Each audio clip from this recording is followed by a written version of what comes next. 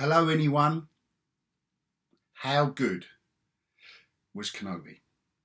I know it's been like Marmite or Vegemite or whatever other countries there are other brands available. I don't know why it's dividing Star Wars fans. That was a poster from the fan club. Look at how dog-eared it is. When I used to live at home with Mum and Dad, and in 1977 the film blew my mind. But who knew? What a tangent a corporation would take.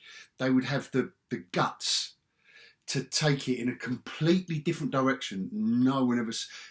And filling that, there's a void in cinema, in cultural entertainment at the moment.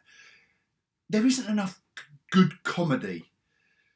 Obi-Wan Kenobi was just a joy to behold.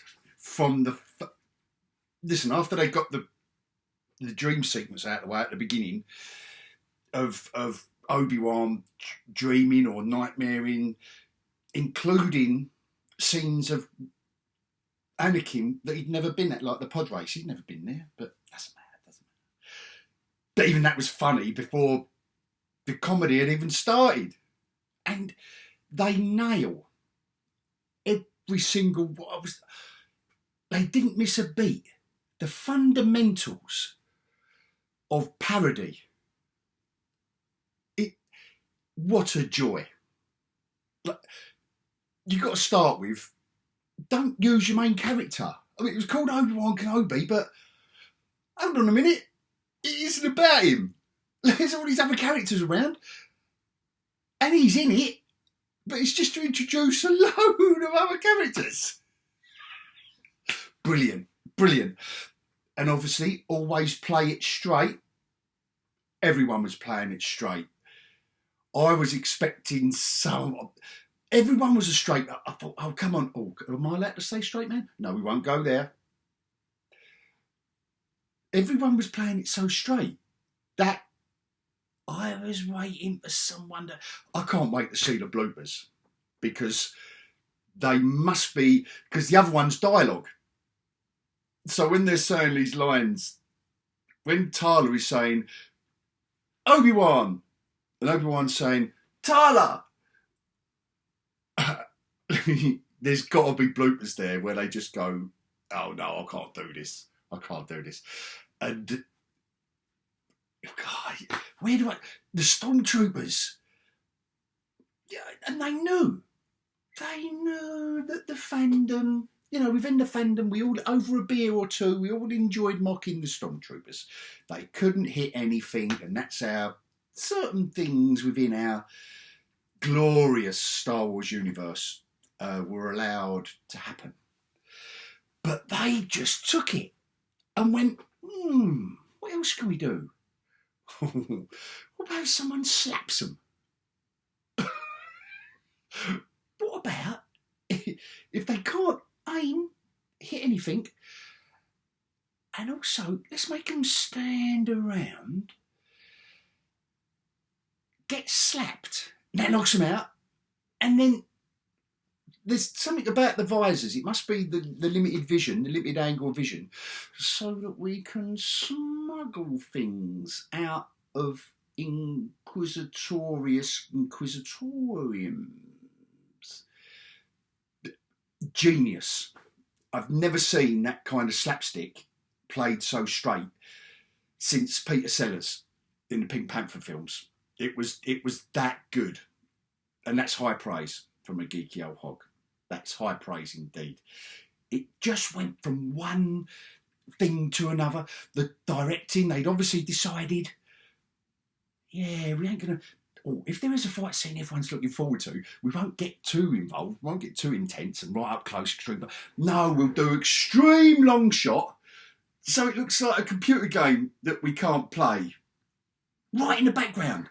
And then we might do a little bit, and then we'll go to another scene, which, in the absence of a script supervisor, because you don't need a script supervisor when you're doing comedy, because all they're going to do is tap the director on the shoulder and say, oh, by the way, that dialogue and that's this next scene, do you remember in the last scene Oh no! Stop spoiling it. You don't need scenes connecting and joining up together, because otherwise, well, then the dialogue doesn't, isn't funny. It doesn't land, does it?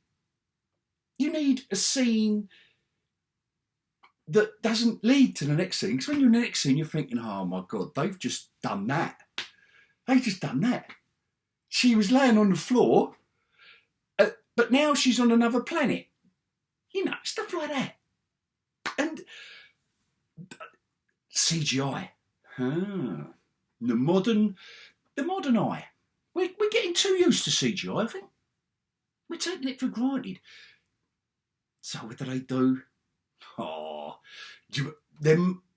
They just went back to Windows 5 and just went, let's see if they notice. Oh, but it was great, wasn't it? How good was it? Every room or hallway was massive. Even prison cells were massive. Why would you need to have a 10-foot high room when you're interrogating a 10-year-old girl in big baggy bracelets? The detail was superb. Bracelets that you could have just gone. But they played it straight. The director kept showing us the bracelets in the scenes, and we kept going, and then add the music. Do too much music. There's not a lot going on, but do dramatic music. I don't know where to go with that one. Don't use all the music. Otherwise, we'll be accused of nostalgia bait.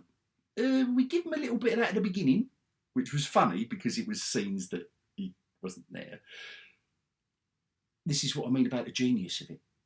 Let's not give them the music that they're expecting. Let's do some plinkety-plonk, ridiculous.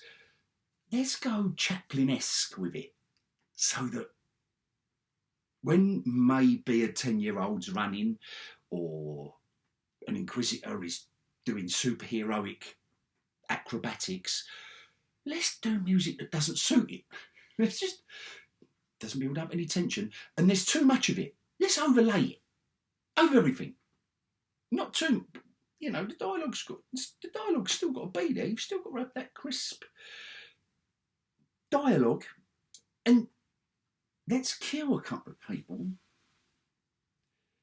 but then they come back, or it doesn't make any difference.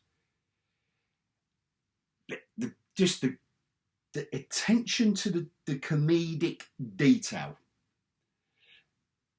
and let's never.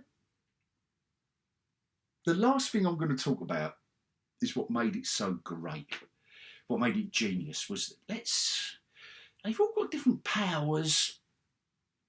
Oh, Ben Obi and Vaderkin and Baby Leia, they've all got different stuff going on, but we're in between a couple of films. Let's just have powers show up. What about if we use the main character right towards the end?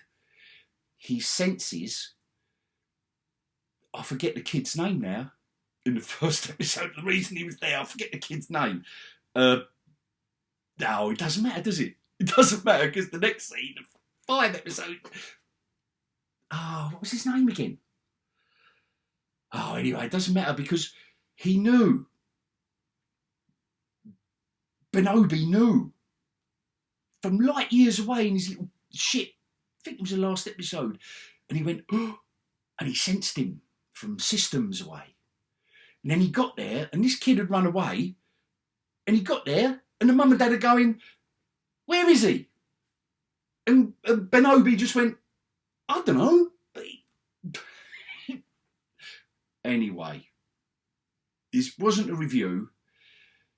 It was just, it's just a love letter to Dismal Minus, really, to say, you are getting better and better. I thought Book of Boba Fett was funny.